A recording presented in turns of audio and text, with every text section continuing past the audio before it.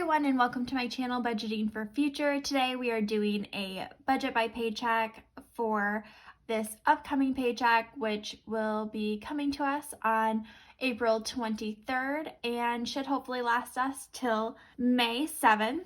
To get us started, I will go ahead and fill out our pay period, which again is that April 23rd to May 7th. It should be a pretty standard 2 weeks for us.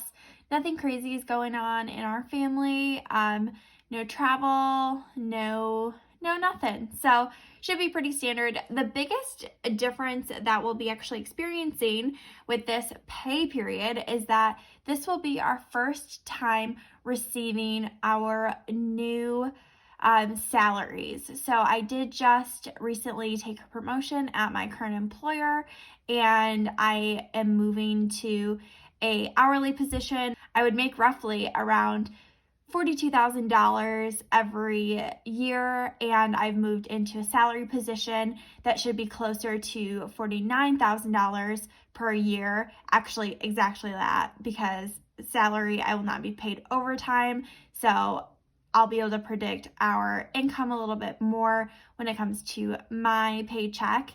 My husband also did just receive a merit raise at his employer, so we are aware of what that will be percentage-wise, but obviously it's really hard to estimate how much taxes they'll withdraw at the new rate. So when we're talking about our income, they're going to be really rough estimates, and so it'll be good to try and budget around these, but we might have to make adjustments in case we were a little too conservative or not conservative enough.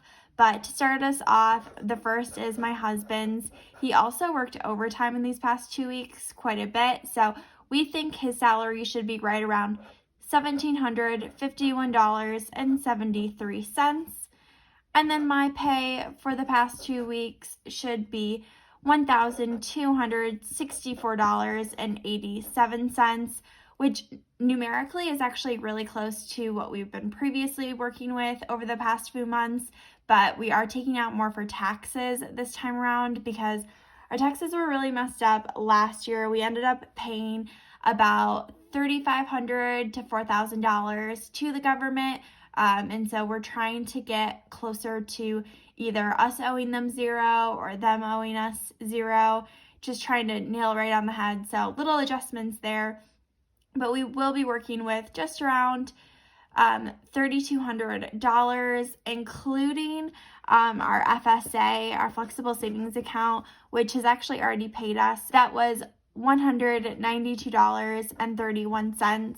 I'm also going to budget in a little extra section because I swear, I don't know why, but every time, almost every week, we have some sort of extra payment coming in where we didn't know money was coming in or we forgot about it.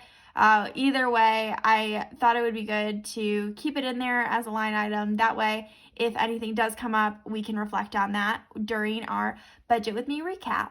After we figure out our income that we're working with, we typically move on to our fixed expenses and look at any bills that are due within the pay period. And we do have 5 bills that will be due. The first is our mortgage. We do split up our mortgage payment over 2 weeks.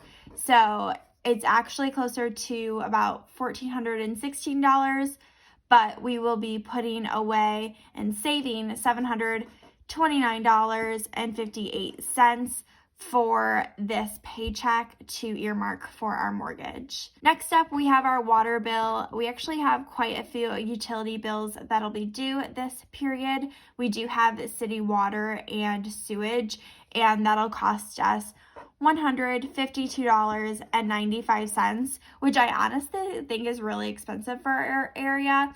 We own a rental property closer to the downtown area of our city, and the water bill is like half the price, but double the people live there. I think we actually have quite a lot of fees and different taxes that are kind of put into this number of the bill for our water, but we typically pay somewhere between $150 and $300 every quarter. When we start using our sprinklers, because we do have a lawn, it gets so expensive with the amount of water we consume. Next up is trash. Luckily, our trash bill is not nearly as expensive. It's going to look like $47.25. This should be going up in the future for us though, because we are getting some yard waste removal boxes, and right now we only have recycling and trash come to our house, and it's typically $50 a quarter for that. Next up is daycare. Our daughter is 1 year old and does go to daycare 4 days a week, every single week. And that should be costing us right around $360 in total there. And last but not least is my exercise class. I do participate in a Orange Theory gym in our area. I absolutely love it, and I definitely think it's worth the price, which is why you see it on our budget. Every single month we do pay $89, and that provides me with 8 classes for free to start off the month. And then if I want to do any extra, sometimes I will, and we'll add that to our fixed expenses when that comes up. But for this month, definitely going to be only doing 8 classes. Next are our variable expenses. So after we figured out those fixed ones that we know are actual bills coming into our lives, we go ahead and decide what to do and how to spend our money. Most of these categories end up being food, gas, as well as just miscellaneous stuff that we categorize as our fun money. But to start us off, we do have our groceries. We have not been doing very well at sticking to our grocery bill. I don't know if grocery prices are just going up in our area and we're not adjusting well to that, or if we're just getting really bad at like meal prepping. Or, I mean, we do have a 1 year old, so I swear she eats a little bit more food every single day, and it's definitely going to compound on us.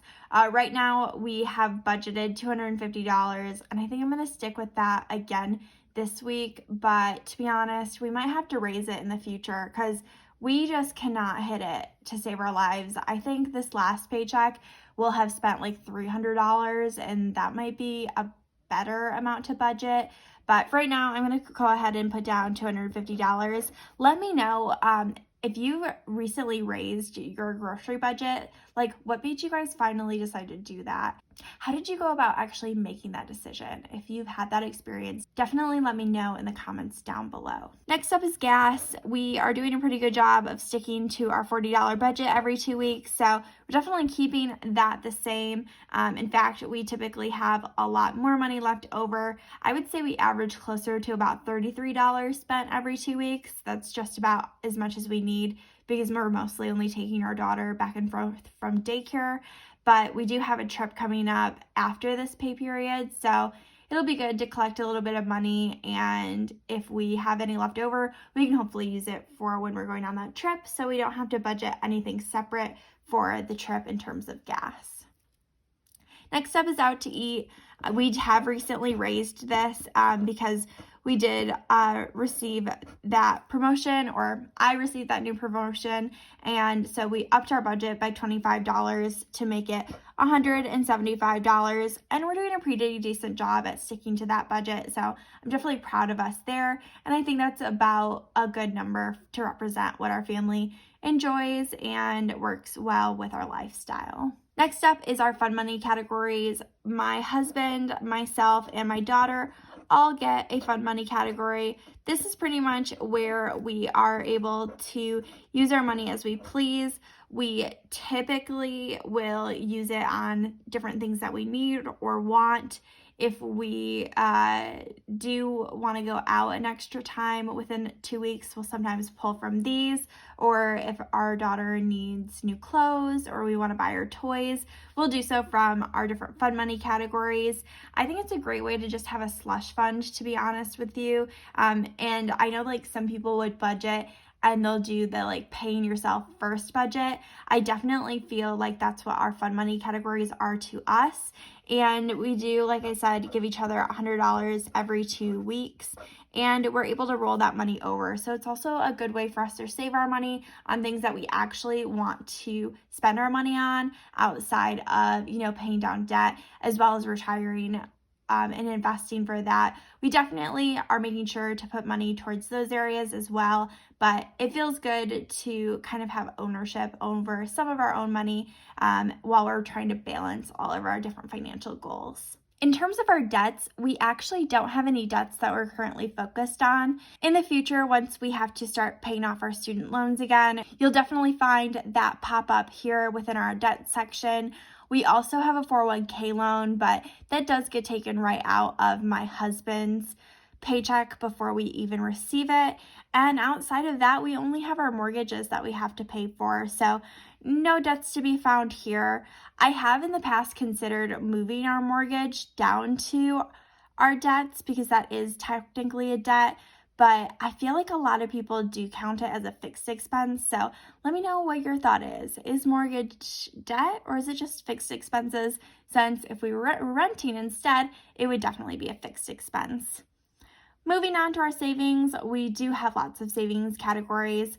Like I said, we do try to put as much money as we can towards our different financial goals, and we definitely do that mostly through our sinking funds as well as different retirement investing accounts. We're also working on trying to save up for more rental properties, and so savings is definitely a big goal and a big focus in our family right now. I'm going to go ahead and start off by just listing these all out, and hopefully you won't have to sit through that process. All right, great. I think I only spelled 2 words wrong, so go me. Typically I average closer to 1, but I'll take it.